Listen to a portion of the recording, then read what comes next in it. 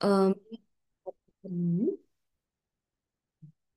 company orientation toward the marketplace. මේ අර්ථය අපි මුලින්ම කතා කරන්නේ the production orientation. Production orientation කියන්නේ නිෂ්පාදන දිශානතිය. The production concept is one of the oldest concept in business. ඒ කියන්නේ මේ production concept එක තමයි පැරණිතම සංකල්පය ව්‍යාපාර තුළ. It holds that consumers prefer products that are widely available and inexpensive.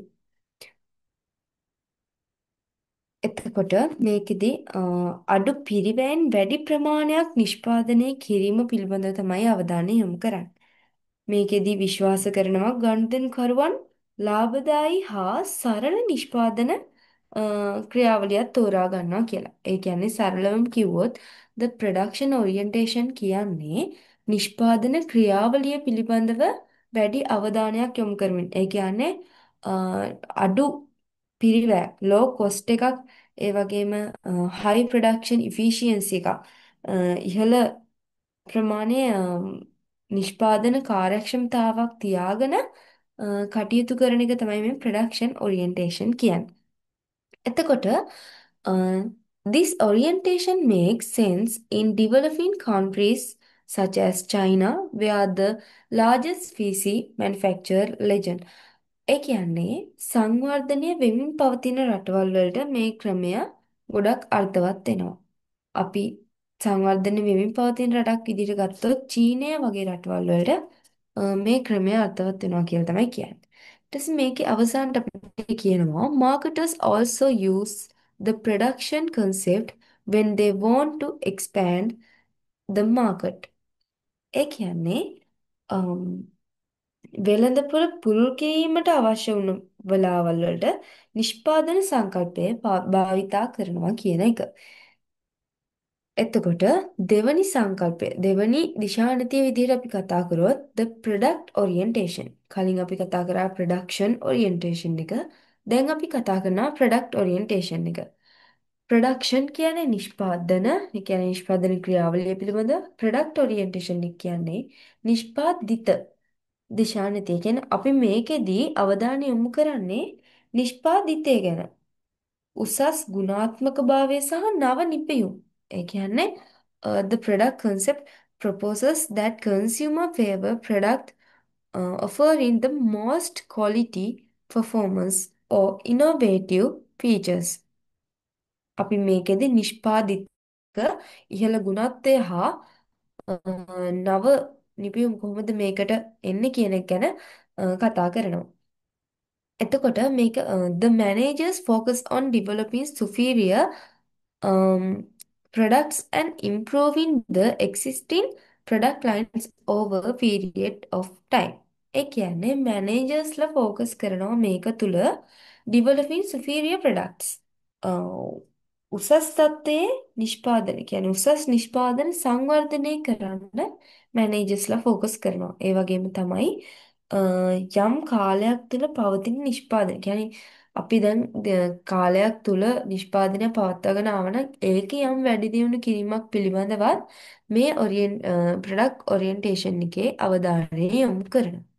එතකොට අපි දැන් වෙළඳපොළ දෙසර සමාගමක දිශානතිය ගත්තාම කියන්නේ කම්පැනි ඔරියන්ටේෂන් ටුවර්ඩ්ස් ද මාකට් ප්ලේස් ගත්තාම ඒ යටතේ අපි ඔරියන්ටේෂන් වර්ග දෙකක් කතා කරා. පළවෙනි එක ප්‍රොඩක්ෂන් ඔරියන්ටේෂන් එක, දෙවෙනි එක ප්‍රොඩක්ට් ඔරියන්ටේෂන් එක.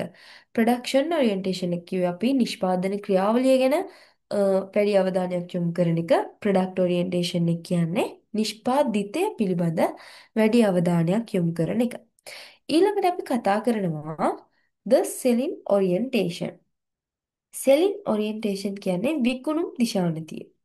මේකෙදි අපි ගොඩක් වෙලාවට අවධානය යොමු කරනවා ආක්‍රමණශීලී විකුණුම් උපාය මාර්ග පිළිබඳව. ඒ කියන්නේ නිෂ්පාදනය ගැනවත් නිෂ්පාදිතය පිළිබඳවත් නෙමෙයි. අපි කොහොමද මේ නිෂ්පාදිතය විකුණන්නේ කියන එක ගැන තමයි අපි මේකෙදි අවධානය යොමු කරන්නේ. එතකොට මේකෙදි මේ මැනේජර්ස්ලා නැත්තම් මේ ව්‍යාපාරයක් තුළ සිටින අය විශ්වාස කරනවා අධික ප්‍රචාරණය සහ විකුණුම් තල්ලු කිරීමෙන් ලාභයක් උපයා ගන්න පුළුවන් කියලා. අධිකව අපි ප්‍රචාරණ කටයුතු කරද්දී අපේ විකුණුම් ප්‍රමාණය වැඩි වෙයි කියලා මේකෙදි ගොඩක් වෙලාවට බලාපොරොත්තු වෙනවා. එතකොට මේකෙදි ගොඩක් වෙලාවට ෆර්ම්ස් අධික ධාරිතාවකෙත් සමාගම් මෙල්දපට අවශ්‍ය දේ සෑදීමට වඩා ඔවුන් සාධන දේ විකිණීම ඉලක්ක කරනවා. එයාලා වෙළඳපොළට අවශ්‍ය දේ නෙමෙයි එයාලා හදන දේ විකුණන්න තමයි ඉලක්ක කරන්නේ. ඊළඟට අපි කතා කරනවා the marketing orientation. Marketing orientation එක ගත්තාම ඒ කියන්නේ අලෙවිකරණ දිශාන්තිය ගත්තාම මේකෙදි තමයි අපි අවධානය යොමු කරන්නේ ගනුදෙනුකරුගේ අවශ්‍යතාව මත. අපි මුලින්ම නිෂ්පාදන ක්‍රියාවලිය ගැන අවධානය යොමු කරා. ඊට පස්සේ නිෂ්පාදිතය පිළිබඳ අවධානය යොමු කරා. විකුණුම් පිළිබඳ අවධානය යොමු කරා. අපි ඒ කොතනකදීවත් ගනුදෙනුකරුවගේ ගනුදෙනුකරුවට මොකද්ද අවශ්‍ය වෙන්නේ කියන දේ ගැන කතා කරේ නැහැ. හැබැයි මේ මාර්කටින් ඔරියන්ටේෂන් එකේදී තමයි අපි කතා කරන්නේ ගනුදෙනුකරුගේ අවශ්‍යතාවය මොනවද කියලා. එතකොට මේ the marketing concept image in the mid 1950s as a customer centered. ඒ කියන්නේ 1950 මැද භාගයේදී තමයි මේ concept එක හඳුන්වා දීලා තියෙන්නේ. මේකෙදි ගොඩක් වෙලාවට ව්‍යාපාරයක් විසින් විශ්වාස කරන ගනුදෙනුකරුවන්ගේ සතුට ලාභයට වඩා වැදගත් කියලා. අපේ නිෂ්පාදනයක් හේතුවෙන් අපේ ගනුදෙනුකරුවෙකු ලබන තෘප්තිය සැටිස්ෆැක්ෂන් එක ලාභයට වඩා වටිනවා කියලා ව්‍යාපාරයක් හිතනවා. අ, මේකෙදි මේ මාර්කටින් ඔරියන්ටේෂන් එකේ කාර්ය වෙන්නේ නිෂ්පාදනය සඳහා නිවැරදි ගනුදෙනුකරුවන් සොයා ගැනීම නොව ඔබේ ගනුදෙනුකරුවන් සඳහා නිවැරදි නිෂ්පාදනයක් සොයා ගැනීම. ඒ කියන්නේ අපිට ඉන්න ගනුදෙනුකරුවන්ට අවශ්‍ය මොනවාද කියන එක අපි හොයලා බලලා එයාට ඒ අවශ්‍ය දේවල් දෙන එක තමයි මේ මාර්කටින් ඔරියන්ටේෂන් එකේදී ගොඩක් වෙලාවට වෙන්නේ. The job is to find not the right customers for your products, but the right products for your customers. Dell doesn't prepare a perfect computer for its target market. ඒ කියන්නේ ඩෙල් කියන computer එක ඉලක්ක වෙළඳපොළ සඳහා පරිපූර්ණ පරිගණකයක් සකස් කරන්නේ නැහැ. මේක rather it provides product platforms on which each person customize the features he or she desires in the computer. මේක භාවිතා කරන මේ ඩෙල් කම්පියුටර්ස් භාවිතා කරන පුද්ගලයාගේ එයාට අවශ්‍ය විදිහට කස්ටමයිස් කරගන්න පුළුවන්. ඒවා උදාහරණයක් විදිහට අපිට මේ මාර්කටින් ඔරියන්ටේෂන් එක යටතේ පෙන්වලා දෙන්න පුළුවන්. ඊළඟට අපි කතා කරනවා social marketing orientation එක ගැන.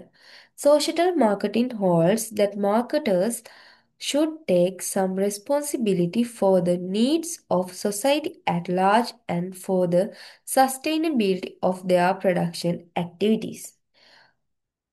සෝෂටල් මාර්කටින් ඔරියන්ටේෂන් කියන්නේ අලෙවිකරුවන් සමස්ත සමාජයේ අවශ්‍යතා සහ ඔවුන්ගේ නිෂ්පාදන ක්‍රියාකාරකම්වල තිරස්සරභාවය සඳහා යම් වගකීමක් ගන්නවා කියන එක. ඒ කියන්නේ මෙයාලා නිෂ්පාදනය කරන්නේ සමස්ත සමාජයේම අවශ්‍යතාවයක්.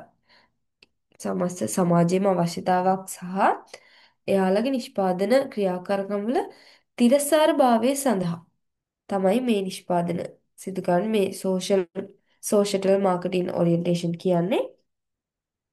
මේකෙදී අවධානය යොමු කරනවා ගනුදෙනුකරු සමාජය සහ පරිසරය අතර සම්බරතාවය පිළිබඳව.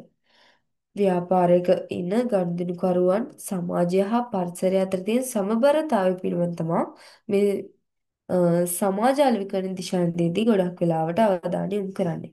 මෙයාලා විශ්වාස කරනවා ලාභය සමග සමාජ වගකීම ඉටු කරන්න.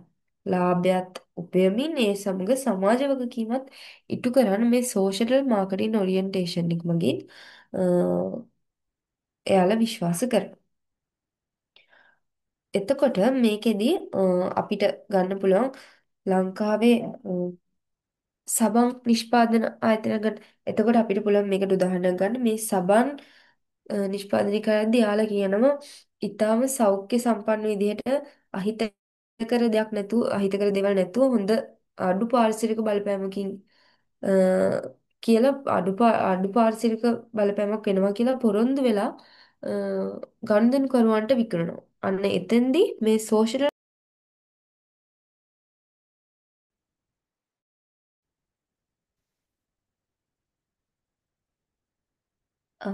ඊළඟට අපිට කතා කරන්න තියෙන්නේ holistic මාන්ටේෂන්.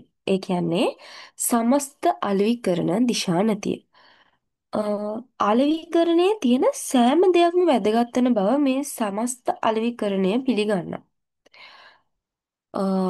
Holistic marketing acknowledge that everything matters in marketing. මේක යටතේ four broad components characterizing holistic marketing අපිට සංරචක හතරක් කතා කරන්න පුළුවන්.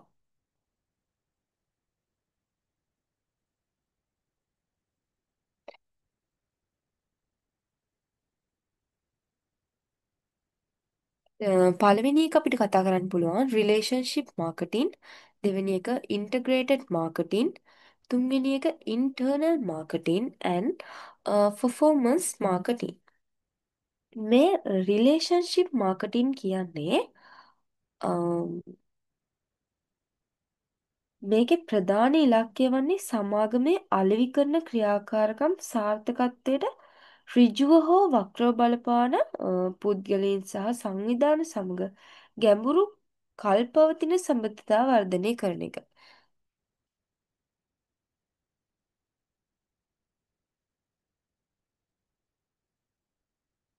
ඒ කියන්නේ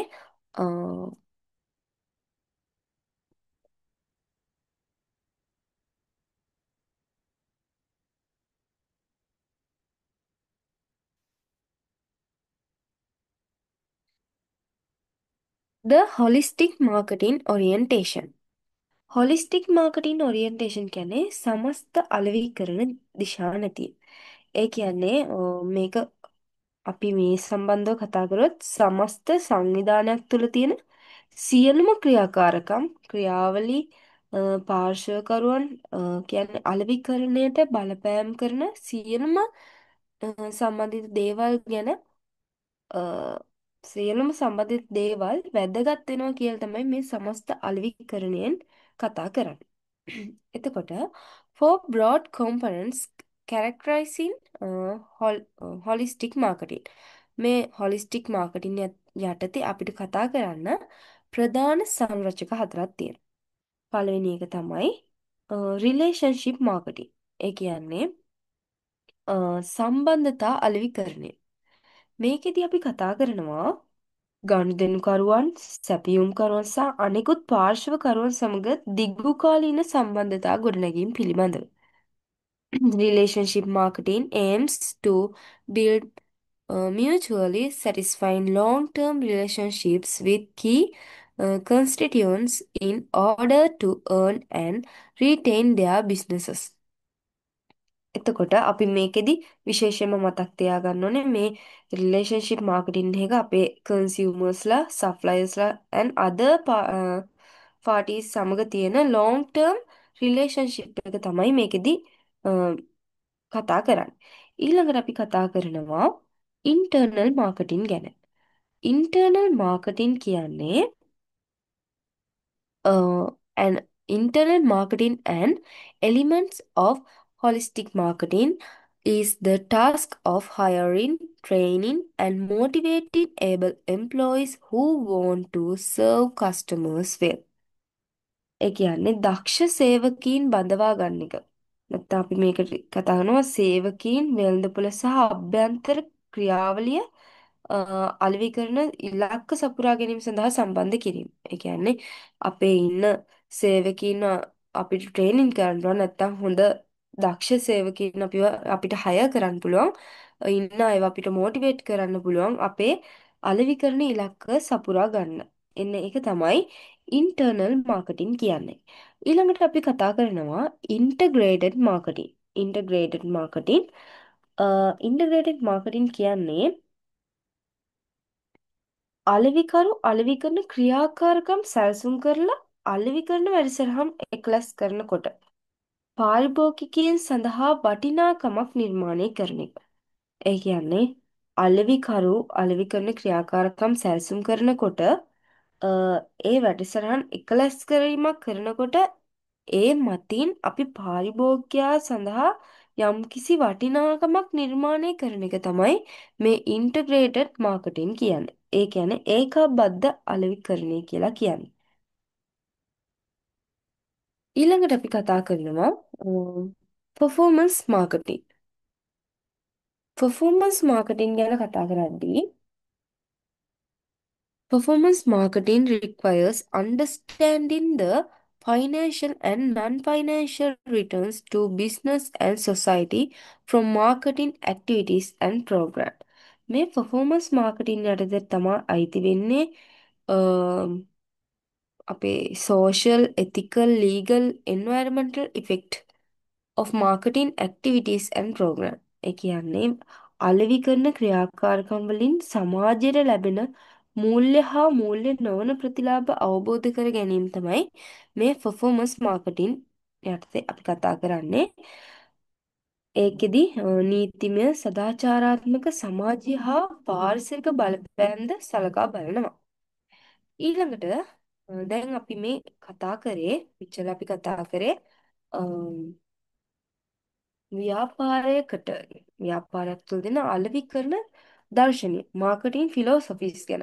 ඒකෙදි අපි කතා කරා කම්පැනි ඔරියන්ටේෂන් ටුවර්ඩ්ස් ද මාර්කට් ප්ලේස් වලදී ඒ යටතේ අපි කතා කරා ප්‍රොඩක්ෂන් ඔරියන්ටේෂන් එක ගැන, ප්‍රොඩක්ට් ඔරියන්ටේෂන් එක ගැන, සෙලින් ඔරියන්ටේෂන් එක ගැන, මාර්කටින් ඔරියන්ටේෂන් එක ගැන, ඊළඟට සෝෂල් මාර්කටින් ඔරියන්ටේෂන් එක සහ හොලිස්ටික් මාර්කටින් ඔරියන්ටේෂන් එක ගැන.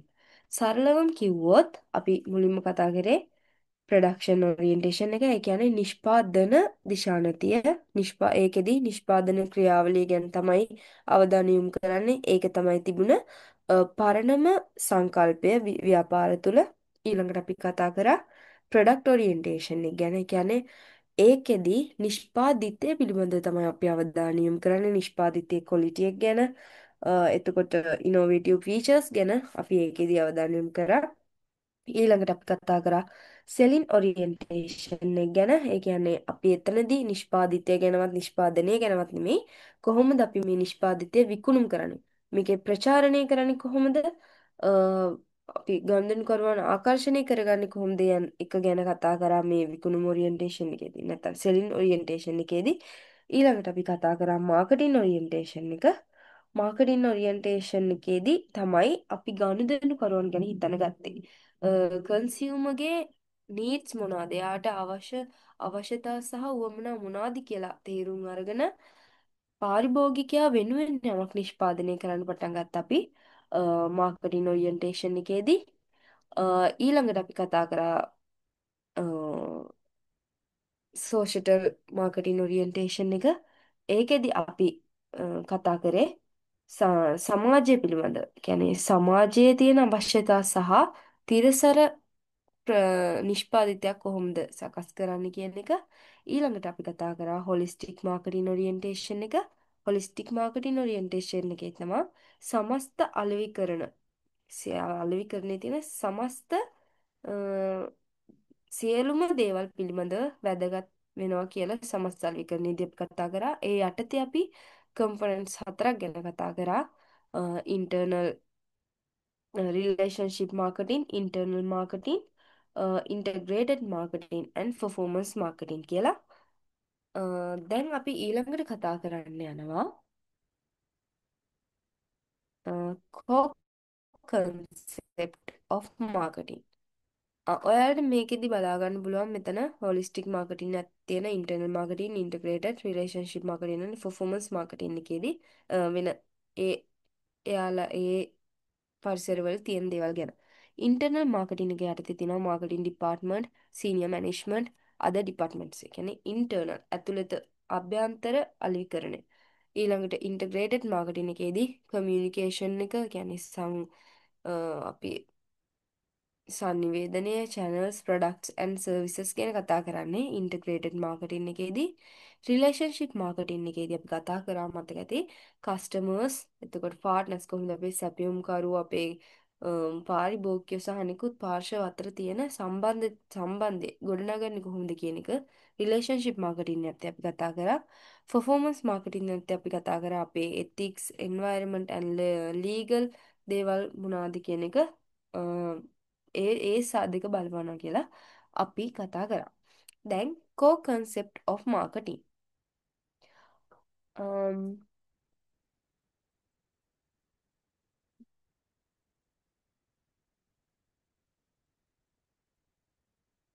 ඊළඟට අපිට කතා කරන්න තියෙන්නේ core concept of marketing. ඒ යටතේ අපි මුලින්ම බලමු මොකක්ද මේ marketing management කියන්නේ කියලා. Marketing management is a social and managerial process by which individuals or firms obtain what they need or want for trading, offering, exchanging products of value with each other. ඒ කියන්නේ අලෙවි කළමනාකරණය කියලා කියන්නේ පුද්ගලයෙක්ට හෝ සමාගම්වලට වටිනාකමක් ඇති දෙයක් ඇති නිෂ්පාදනයක් නිර්මාණය කිරීම පිරිනැමීම එකිනෙකා සමග හුවමාරු කර ගැනීම තුළින් Tamanට අවශ්‍ය දේ ලබා ගන්නා සමාජීය හා කළමනාකරණ ක්‍රියාවලියක්. එතකොට අපි මේ යටතේ කන්සෙප්ට් කතා කරන මේ මාකටිං වල ඔයාලා A-level කාලේ මුලදී නම කතා කරපු දේවල් තමයි මේ කතා කරන්නේ. ඒ හින්දා ලොකු අමාරුවක් වෙන්නේ නැති වෙයි කියලා හිතනවා. ඉස්සෙල්ලාම තියෙනවා needs අවශ්‍යතා. needs කියන්නේ basic human requirements. අනිවාර්යෙන් මිනිස්සෙක් සපුරාගත යුතු දේවල්නේ අපි needs කියන්නේ. basic human requirements තමයි needs කියලා කතා කරන්නේ. එතකොට ඒකට examples එනවා food, clothing, safety, shelter. අපි පොඩි කාන්දන් ওই ටික ලියන ටික නේ හින්දා ඒක අමතක වෙන්න ඉඩයක් නැහැ. ඕක සරලව අපිට ලියන්න පුළුවන් needs කියන්නේ basic human requirements කියලා.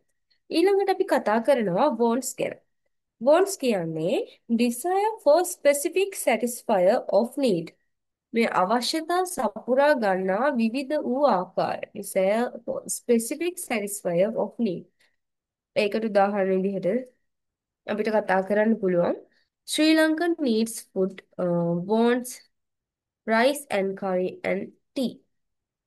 American needs food, wants hamburgers, French fries. ඒ වගේ දේවල් අපිට ගන්න පුළුවන්. ඊළඟට අපි කතා කරනවා demand කියන එක ගැන. demand කියන්නේ ඉල්ලුම. Want for a specific product backed up by ability and willingness to buy. ඒ කියන්නේ අපිට යම් දෙයක් මිලදී ගැනීමට ඇති හැකියාව හා මිලදී ගැනීමට ඇති කැමැත්ත මගින් අනුබල දෙන නිශ්චිත නිෂ්පාදනය සඳහා ඇති අවශ්‍යතාව. අපිට මේ ඉල්ලුම කියන දේ සපුරා ගන්න නම් අපි දන්නවා අනිවාර්යයෙන්ම මිලදී ගැනීමට ඇති හැකියාව තියෙන්න ඕනේ මිලදී ගැනීමට ඇති කැමැත්ත තියෙන්න ඕනේ. ability and willingness to buy. ඒ දෙක තිබුණොත් තමයි අපි කියන්නේ ඒක ඉල්ලුමක් කියලා. අපිට ඒකට ගන්න පුළුවන් මේ අවශ්‍ය need එකට ප්‍රවාහනය කියන එකට තියෙන ඉල්ලුම අපිට මේ demand යටතේ කතා කරන්න පුළුවන්. ඊළඟට අපි කතා කරනවා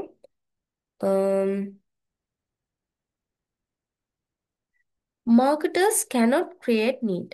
මාකට් අලෙවි කරුවන්ට අවශ්‍යතා කියන දේ නිර්මාණය කරන්න බෑ. needs pre-exist. ඒ කියන්නේ අවශ්‍යතා ඉස්සර ඉඳලම කලින් ඉඳලම පැවතගෙන එන දෙයක් තමයි මේ අවශ්‍යතා කියන්නේ. අවශ්‍යතා කියන දේ අලෙවි කරුවන්ට නිර්මාණය කරන්න බෑ. ඒක ඉස්සර කාලින්දම පැවතගෙන එන දෙයක්.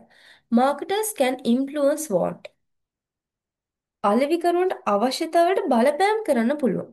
මේ ටික දැන් අපි මොන දේ අහුවත් අපිට මේ වගේ දේවල් ලියන්න පුළුවන්. marketers cannot create needs.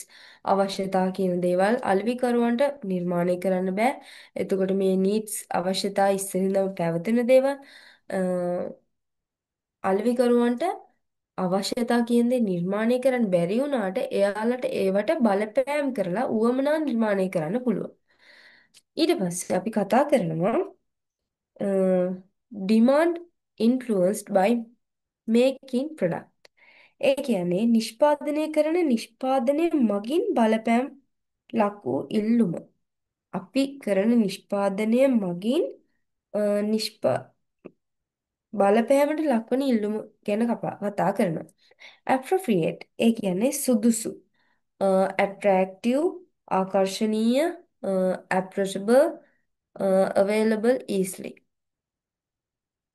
demanded influenced by marketing product කිව්වොත් මේ හතර තමයි අපිට ලියන්න තියෙන්නේ. ඊළඟට කතා කරනවා to target consumers for fees. මේ product promotion price place කියන්නේ for fees. to ඉල්ලුම්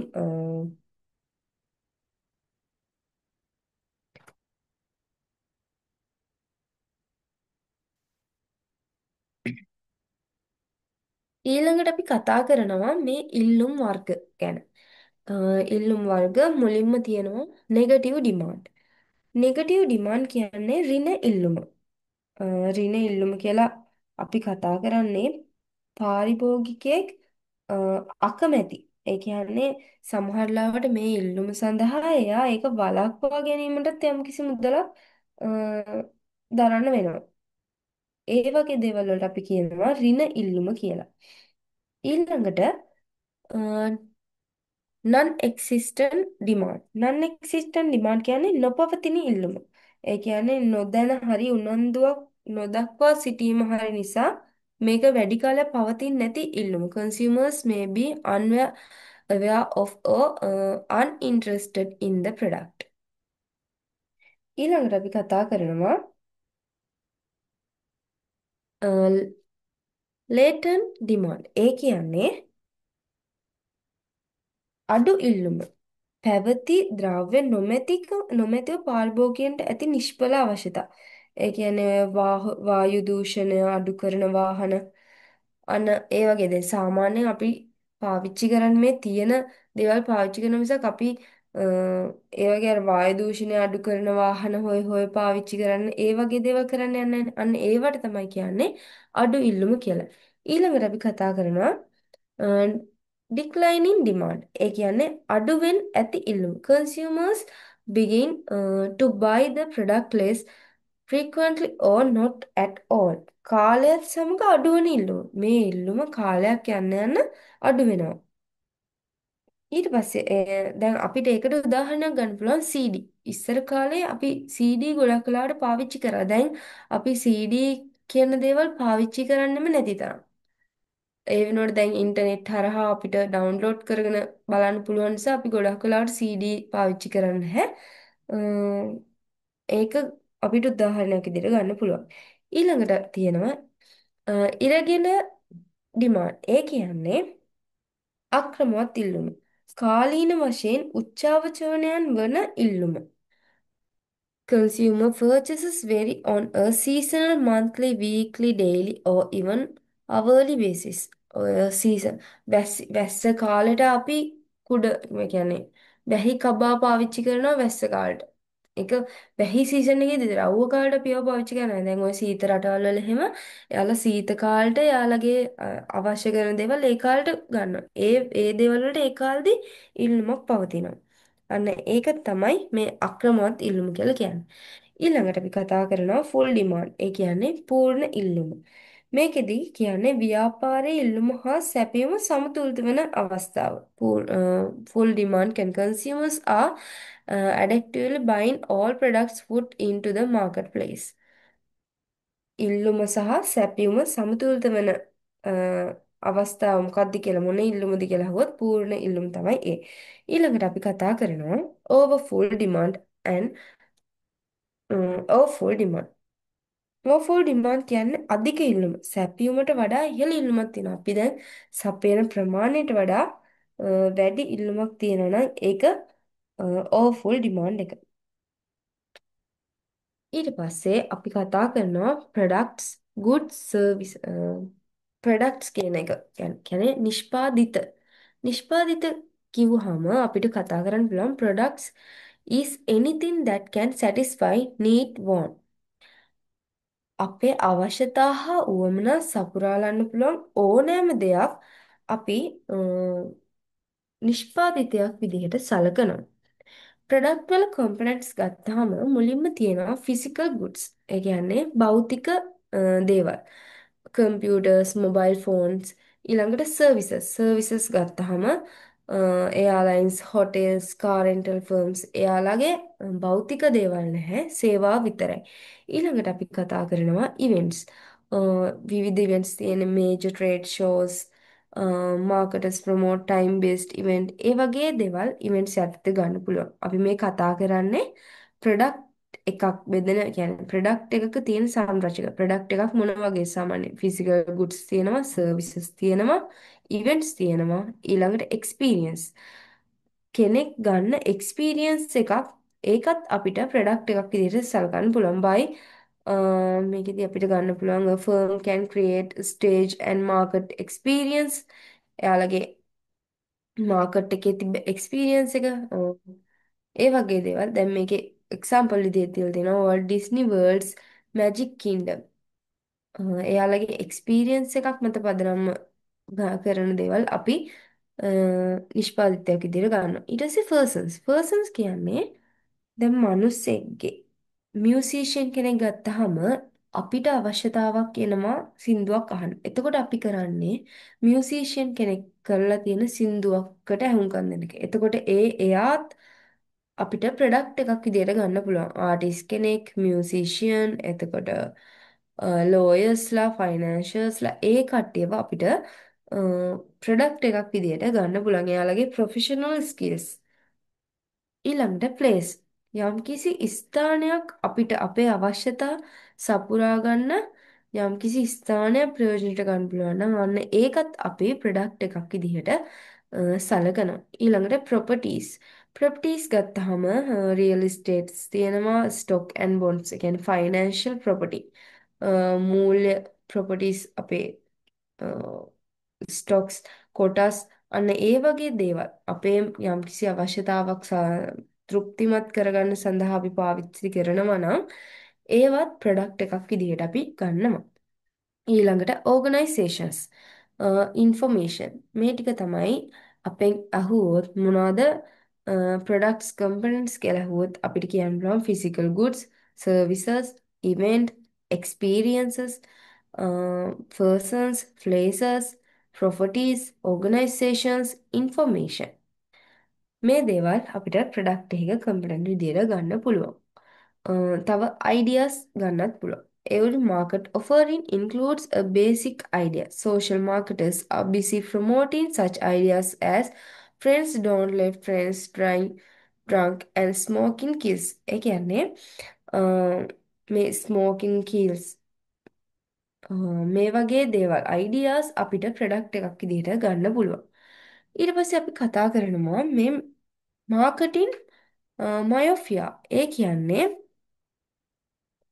focus on products rather than on customer needs. මේකෙදි පාරිභෝගික අවශ්‍යතාවය කෙරෙහි නොව නිෂ්පාදනය කෙරෙහි අවධානය යොමු කරනවා. පාරිභෝගිකයාගේ මේ මාකටිං මයෝෆියා කියන එකේදී පාරිභෝගිකයාගේ අවශ්‍යතාවය කෙරෙහි නෙවෙයි නිෂ්පාදනය කෙරෙහි තමයි අවධානය යොමු කරන්නේ. ඊළඟට අපි කතා කරනවා කෝ කන්සෙප්ට් යටතේ අපි ඉස්සෙල්ලා කතා කරා needs, wants, ඩිමාන්ඩ් ඊට පස්සේ අපි කතා කරා ප්‍රොඩක්ට් එක ගැන දැන් අපි කතා කරනවා value cost satisfaction ගැන. value එකක් කියන්නේ decision for purchase made based on value cost satisfaction delivered by product offering. අපි යම්කිසි දෙයක් මිලදී ගන්න තීරණය කරද්දී ඒක පදනම් වෙනවා ඒකේ value එක මත. ඒ කියන්නේ වටිනාකම මත cost satisfaction එක මත පිරිවැයේ තෘප්තිය අපි කොච්චර තෘප්තිමත් වෙනවද අඩු පිරිවැයක් යටතේ කියන එක අන්න ඒ දේවල් මත තමයි අපි තීරණය කරන්නේ මේ දේ මිලදී ගන්නවද නැද්ද කියන එක. ඊළඟට අපි ඒකෙදි අපි උදාහරණයක් විදිහට ගත්තොත් travel from city A to B අපිට ඕනේ travel කරන්න city A එකේ ඉඳලා B එකට. එතකොට අපේ අවශ්‍යතාවය තමයි B එකේ ඉඳලා A එකට යන්න. ඒක අපි පාවිච්චි කරන මෙතඩ් ප්‍රොඩක්ට්ස් මොනවද? ප්‍රොඩක්ට් විදිහට අපි ගත්තොත් අපි rail air, road and train, plane අන්න ඒ වගේ දේවල් අපිට use කරන්න පුළුවන්. අපේ satisfaction එක ගත්තොත් estimated in terms of times lead travel comfort. අපිට ඕනේ අඩු කාලයක් යටදී ආරක්ෂිතව සහ පහසුවෙන් මේ ගමන ගිහින් එන්න. value එක ගත්තොත් product capacity to satisfy. අපි කොච්චර මේ තුලින් තෘප්තිමත් වෙනවද සහ cost එක ගත්තොත් අපි ගොඩක් වෙලාවට බලන්නේ low cost එකක් යටතේ අපේ අවශ්‍යතාව සපුරා ගන්න. එතකොට මේ exchange කියන්නේ to satisfy need want people may obtain the product through මේ මිනිස්සු එයාලගේ අවශ්‍යතා හා උවමනා සපුරා ගන්න මේ භාණ්ඩ සපයා ගන්නේ කොහොමද කියන එක තමයි මේක යටතේ කතා කරන්නේ. පළවෙනියම තියෙනවා self production. ස්වයං නිෂ්පාදනය කරලා ලබා ගන්න පුළුවන්. by force or coercion. ඒ කියන්නේ බලහත්කාරයෙන් ලබා ගැනීම. beginning හිඟා කෑම exchange හෝමාරු කරන මෙන්න මේ විදිහට මිනිසුන්ට මේ එයාලගේ අවශ්‍යතා හා උවමනා සපුරා ගන්න පුළුවන්. ඊළඟට අපි කතා කරන exchange. The act process of obtaining a desired product from someone by offering something in return. තවත් කෙනෙක් කෙනෙක්ට දෙයක් දීලා එයාගෙන් තව දෙයක් රිටර්න් ආපසු ලබා ගැනීම මේ හුවමාරුව කියලා කියනවා. For exchange potential to exit, the following condition must be fulfilled. හරියටම මේ හුවමාරුවක් සිදු වෙන නම් පහත තියෙන conditions fulfill වෙන්න ඕනේ. පළවෙනි එක තමයි there must be at least two parties. අවම වශයෙන් parties දෙකක්වත් ඉන්න ඕනේ. ඊළඟ එක තමයි each party has something of value for other party. එක් පාර්ශවයක් සතුව අනිත් පාර්ශවයට අවශ්‍ය වටිනාකමක් තියෙන දෙයක් තියෙනවනේ. කියන්නේ පාටිස් දෙක අතරම යම්කිසි වටිනාකමක් තිබිය යුතු දෙයක් තියෙන්න ඕනේ මේ හුවමාරුව සිද්ධ වීම සඳහා. අනිවාර්යෙන් දැන් මේ අපි කතා කරා පළවෙනි එක හුවමාරුවක් වෙන්න අඩුම තරමේ පාටිස් දෙකක්වත් ඉන්න ඕනේ. දෙවෙනි එකට අපි කතා කරා ඒ දෙගොල්ලොම අතර වටිනාකම් තියෙන දෙයක් තියෙන්න ඕනේ. තුන්වෙනි එක each party is capable of communication and delivery. ඒ කියන්නේ මේ පාටිස් දෙක අතර සංනිවේදනයක් නැත්නම් බෙදා හැරීමේ හැකියාව සංනිවේදනයේ සහ මේක බෙදා ගැනීමට ඇති හැකියාවක් තියෙන්න ඕනේ. ඊළඟ එක each party is free to accept reject the exchange offer. මේ හුවමාරු දීමනාව පිළිගන්න හරි ප්‍රතික්ෂේප කරන්න හරි සෑම පාර්ශ්වයකටම නිදහසක් තියෙනවා. ඊළඟ එක තමයි each party believes it is appropriate to deal with the other party. සෑම පාර්ශ්වයක්ම අනෙක් පාර්ශ්වය සමග ගනුදෙනු කිරීමට සුදුසුයි යයි කියලා විශ්වාස කරලා තියෙනවා. දැන් අපි කතා කරා මේ හුවමාරුවක් සිද්ධ වෙන්න නම් සම්පූර්ණ වෙන්න ඕන කොන්දේසි මොනවද කියලා අපි කොන්දේසි පහක් කතා කරා. පළවෙනි කොන්දේසිය තමයි අඩුම තරමේ parties දෙකක්වත් ඉන්න ඕනේ. There must be at least two parties. දෙවෙනි එකට අපි කතා කරා each parties has something of value for other parties. අනිත් කෙනාට දෙන්න පුළුවන් තරම් වටිනාකමක් තියෙන යම්කිසි දෙයක් මේ හැම පාටිස් දෙක ගාම තියෙන්න ඕනේ. ඊළඟට අපි කතා කරා each parties is capable of communication and delivery. සංනිවේදනයේ සහ බෙදා හැරීමේ හැකියාව මේ සෑම පාර්ශ්වයකටම තියෙන්න ඕනේ. හතරවෙනි එක අපි කතා කරා මේ පාටි දෙකට මේ exchange offer එක accept කරන්න හරි reject කරන්න හරි නිදහස තියෙන්න ඕනේ. ඊළඟට අවසාන විදිහට අපි කතා කරා each party believes it is appropriate to deal with the other party. මේ අනිකුත් පාර්ශවයත් සමග ගනුදෙනු කිරීම සුදුසුයි කියලා මේ විශ්වාසයක් තියෙනවා මේ සෑම පාර්ශවයකටම. ඊළඟට අපි කතා කරනවා transaction. ඒ කියන්නේ ගනුදෙනුව. Even that happens at the end of an exchange. Exchange is a process towards an agreement. ඒ කියන්නේ හුවමාරුවක අවසානයේ සිදුවන සිදුවීම. අපි මේ හුවමාරු කළ අවසානයේදී සිදුවෙන්නේ ගනුදෙනුව. හුවමාරුව යන ගිවිසුම කරා යන ක්‍රියාවලිය තමයි මේ ගනුදෙනුව කියලා කියන්නේ. ඊළඟට when agreement is reached we say a transaction has taken place. මේ ඇග්‍රිමන්ට් එකකට ආවහම මේ හුවමාරුව කරනවා කියලා ඇග්‍රිමන්ට් එකකට ආවම අපි එතන ට්‍රාන්සැක්ෂන් එකක් වෙනවා කියලා පිළිගන්න. ඊට පස්සේ අපි කතා කරනවා මේ ට්‍රාන්සැක්ෂන් වර්ග. ට්‍රාන්සැක්ෂන් එක කොහොමද වෙන්නේ? ඒක ඉස්සෙල්ලාම තියනවා බාටර් ට්‍රාන්සැක්ෂන් හුවමාරු ගනුදෙනුව. ඊළඟට තියෙනවා මොනිටරි ට්‍රාන්සැක්ෂන්. මොනිටරි ට්‍රාන්සැක්ෂන් එක ගත්තාම ඒ කියන්නේ ගනුදෙනු. මූල්‍යම ගනුදෙනු ගත්තාම අවම වශයෙන් අ, වටිනා දේවල් දෙකක් at least two things of value. අවම වශයෙන් වටිනාකමින් යුතු දේවල් දෙකක් තියෙන්න ඕනේ මේ ගනුදෙනුව සිද්ධ වෙන්න නම්. මූල්‍ය ගනුදෙනුව සිද්ධ වෙන්න අවම වශයෙන් වටිනාකමින් යුතු දේවල් දෙකක් තියෙන්න ඕනේ. condition agreed upon. ඒ කියන්නේ කොන්දේසියට එකඟ වෙන්න ඕනේ. ඊට පස්සේ කියනවා time of agreement. මේ ගිවිසුමේ කාලය බලපානවා. place of agreement. ගිවිසුමේ ස්ථානය බලපානවා. මේ have legal system for compliance. ඒ කියන්නේ මේ නීති පද්ධතියට අනුකූල වීම සඳහා හැකියාවක් තියෙන්න ඕනේ. ඊට පස්සේ අ, අපිට මේ ට්‍රාන්සැක්ෂන් එක ප්‍රූෆ් කරගන්න නම් අපි මේ ගනුදෙනුවක් සිදු වුණා කියලා ඒක නිශ්චිත කරගන්න නම් ඒකට බිල් එකක් හරි ඉන්වොයිස් එකක් හරි භාවිතා කරනවා. ඊළඟට අපි කතා කරනවා ට්‍රාන්ස්ෆර්. ට්‍රාන්ස්ෆර් කියන්නේ මාරු කිරීම. ට්‍රාන්ස්ෆර් කියන එක වේගක්. it is a one way. එක පැත්තක් විතරයි. මාරු කිරීම. හුවමාරුව නෙවෙයි මාරු කිරීම. මේක ගනුදෙනුවට වඩා වෙනස් වෙනවා. ඊට පස්සේ අපි කතා කරනවා negotiation. ඒ කියන්නේ සාකච්ඡාව. Process of trying to arrive at mutually agreeable terms. ඒ කියන්නේ අන්‍යෝන්‍ය වශයෙන් එකඟ වන කොන්දේසි වලට පැමිණීමට උත්සාහ කරනවා. උත්සාහ කරන ක්‍රියාවලිය තමයි මේ negotiation කියන්නේ. සාකච්ඡාවක් හරහා අපි යම් කිසි එකඟතාවයකට එන්න කොන්දේසි වලට එන්න උත්සාහ කරන එක තමයි negotiation කියලා කියන්නේ. මේ negotiation සාකච්ඡාවක් කිරීමට හේතු තමයි transaction decision not to transaction. එක්කෝ ගනුදෙනුව නැත්තම් ගනුදෙනුව කිරීමට ගන්නැති අපි ගනුදෙනුව කරනවා නම් සාකච්ඡාව කරලා එනවා එකඟතාවයකට අපි මේ ගනුදෙනුව කරන්නේ නැත්තම් ඒකටත්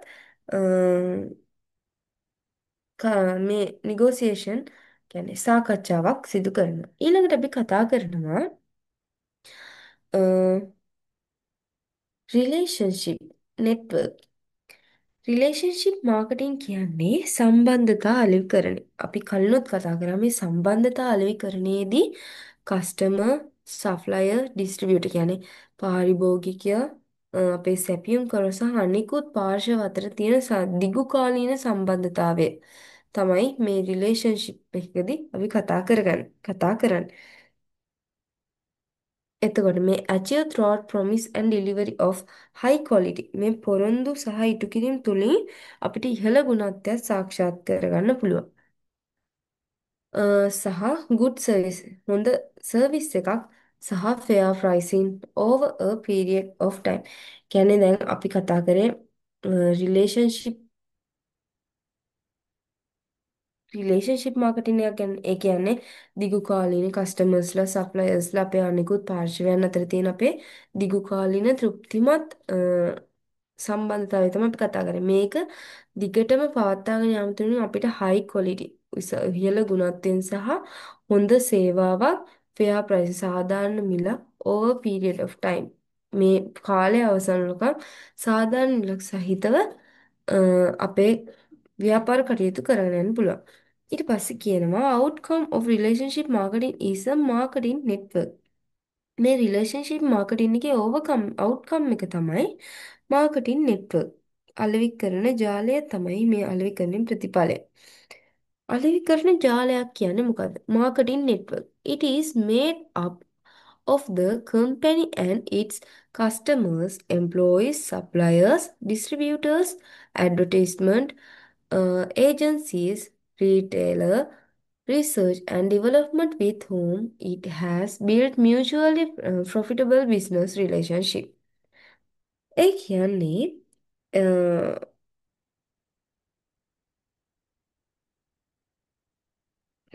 මේක මේ අලෙවි කරන ජාලය කියන එක ගොඩනැගිලා තියෙන්නේ පාරිභෝගිකයන්ගෙන් සේවකීන්ගෙන් සප්ලයර්ස්ලාගෙන් මේ රිසර්ච්ලා ඇඩ්වර්ටයිස්මන්ට්ලා එයාලගේ අ, වෙළඳ ප්‍රචාරණ ආයතන සිල්ලර වෙළඳන් පර්යේෂණ සහ සංවර්ධන කරන අයගෙන් තමයි මේ මාකටිං නෙට්වර්ක් එක සමන්විත වෙලා තියෙන්නේ. ඊළඟට අපි කතා කරනවා මාකට් එක ගැන.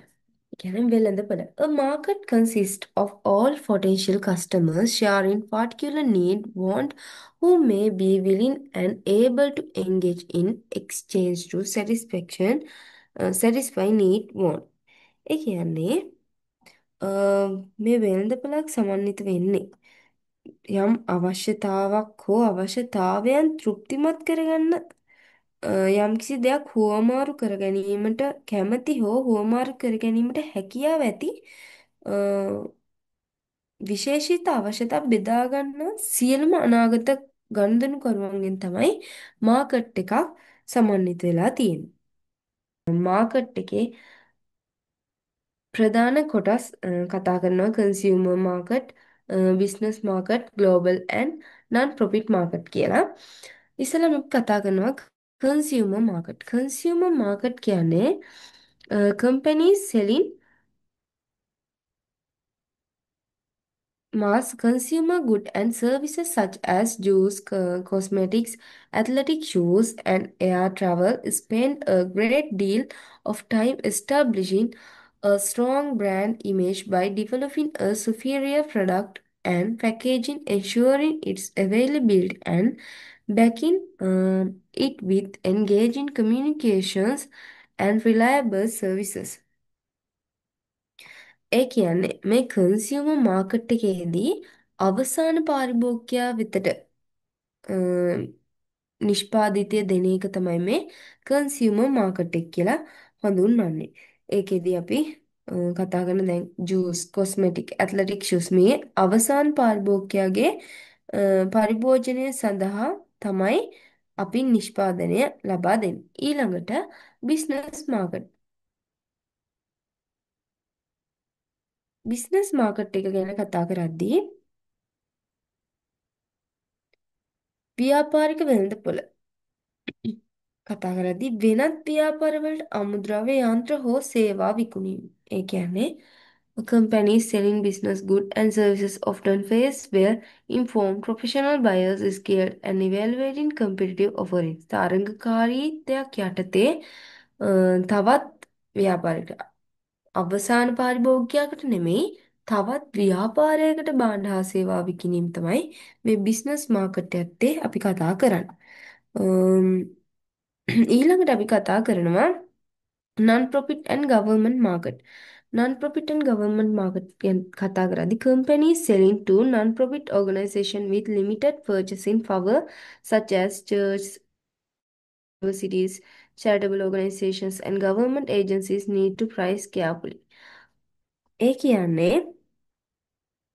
මේ non profit ලාභ නොලබන ආයතන සහ ගවර්මන්ට් රාජ්‍ය ආයතන වලට ලබා දෙන භාණ්ඩ විකුණුම් කරන වෙළඳපොළ තමයි මේ non profit and government market කියලා අපි හඳුන්වන්නේ. ඒ කියන්නේ රාජ්‍ය සහ non profitable organization මගින් භාණ්ඩ හා සේවා මිලදී ගන්න අවස්ථාව. එයාලා ගොඩක් වෙලාවට අ, මිල ගැන සලකා බලනවා. මේ අඩුම ලෝවර් සෙලින් ප්‍රයිස් එකක් තමයි එයාලා ගොඩක් වෙලාවට බලන්නේ ලෝවර් සෙලින් ප්‍රයිස් එකකට ක්වොලිටි ප්‍රොඩක්ට් එකක් මිලදී ගන්න. ඊළඟට අපි කතා කරනවා market places and market places, market spaces and meta markets ගැන.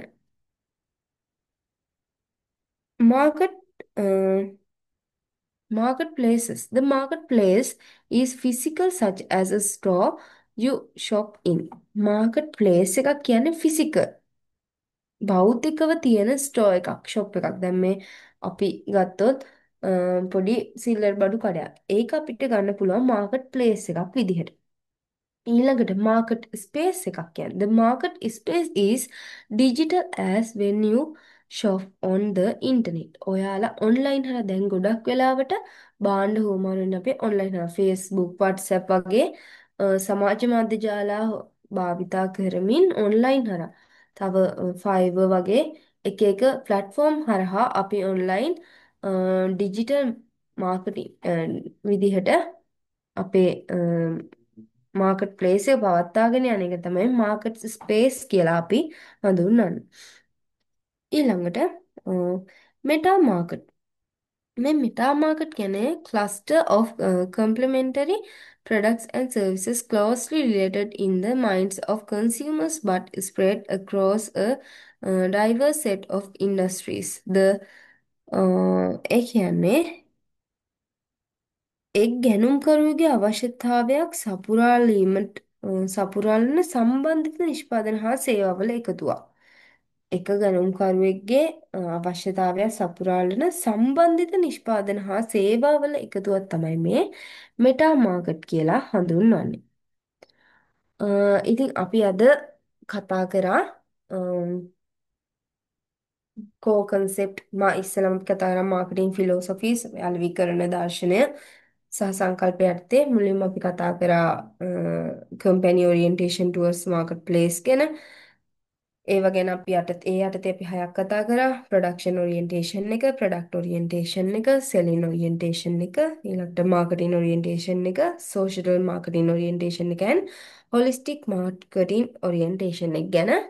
ඊළඟට අපි හොලිස්ටික් මාකටිං ඔරියන්ටේෂන් එක යටතේ සංරචක හතරක් තියෙනවා කියලා කතා කරා.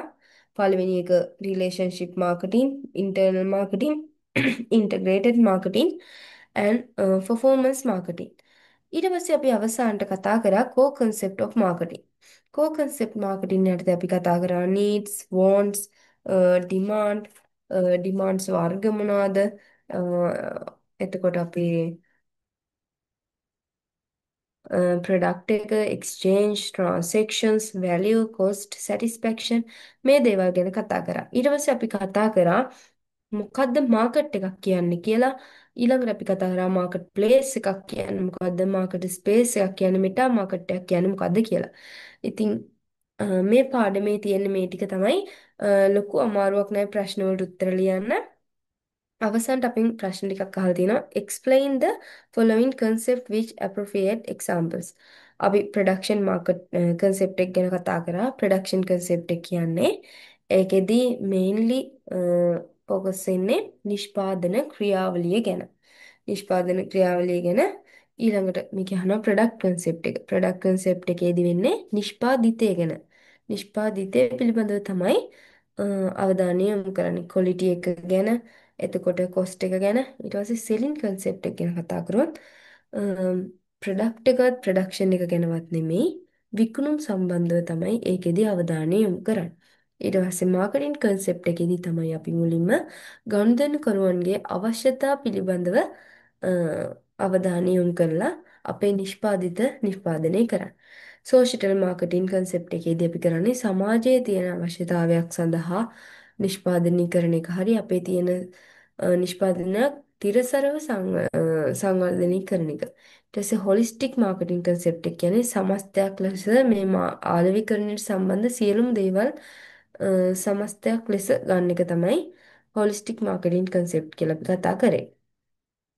ඊළඟට explain needs, wants, demands. ඒවා පොඩි පොඩි ප්‍රශ්න. ඒ ටික ඔයාලා ලේසි විදිහට නිර්වචන මතක් තියාගෙන ගියා නම් මේ ටිකට උත්තර ලියන්න පුළුවන්. එහෙනම් හැමෝටම සුබ දවසක්.